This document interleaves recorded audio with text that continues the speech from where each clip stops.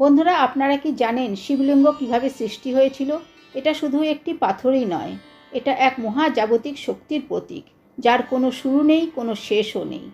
আসুন জেনে নিই শিবলিঙ্গের আবির্ভাবের অলৌকিক কাহিনী। একদিন দেবতাদের মধ্যে শুরু হয় বিরোধ। ব্রহ্মা বলেন, আমি সৃষ্টিকর্তা, আমি সর্বশ্রেষ্ঠ। বিষ্ণু বলেন, আমি পালন করি, আমি শ্রেষ্ঠ। তাদের এই অহংকারে কাঁপতে থাকে তিলক। আর ঠিক তখনই আকাশ বিদীর্ণ করে নেমে আসে এক বিশাল অগ্নিস্তম্ভ। এই অগ্নিস্তম্ভ ছিল অসীম, এর কোনো শুরু নেই, কোনো শেষও নেই। এরপরেই শোনা গেল দৈববাণী। কোনো সুদূর থেকে ভেসে আসা সেই স্বর দুই দেবতার উদ্দেশ্যে বলেন, এই স্তম্ভের আদি ও অন্ত যিনি খুঁজে বের করতে পারবেন, তিনিই হলেন শ্রেষ্ঠ। সঙ্গে সঙ্গে বিষ্ণু রূপ নিলেন বরাহ অবতারের, আর তলদেশের খোঁজে গেলেন গভীরতায়, পাতাল পর্যন্ত। তিনি 1000 বছর ধরে খুঁজলেন, কিন্তু স্তম্ভের শেষ পেলেন না। অন্যদিকে ব্রহ্মা রূপ নিলেন এক হংসের, উড়ে চললেন আকাশের শিখরে। তিনিও খুঁজলেন, কিন্তু কোথাও স্তম্ভের শীর্ষ খুঁজে পেলেন না।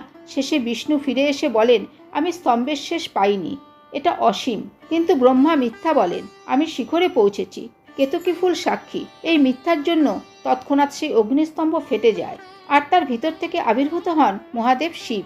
তিনি বলেন, আমি সেই অনন্ত শক্তি, যার কোনো শুরু নেই, কোনো শেষও নেই। ব্রহ্মা, তুমি মিথ্যা বলেছ, তাই তোমার পুজো হবে না। বিষ্ণু, তুমি সত্যের পথে ছিলে, তাই তুমি পূজনীয়। এই অনন্ত অগ্নিস্তম্ভই হলো প্রথম শিবলিঙ্গ।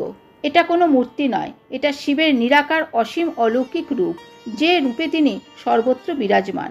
শিবলিঙ্গ আমাদের শেখায়, সত্যের পথেই আছে শক্তি। অহংকার ও মিথ্যা একদিন ধ্বংস হবেই। জয় শিব শম্ভু, হর হর মহাদেব। ভিডিওটি ভালো লাগলে শেয়ার করুন, চ্যানেলটিকে সাবস্ক্রাইব করুন।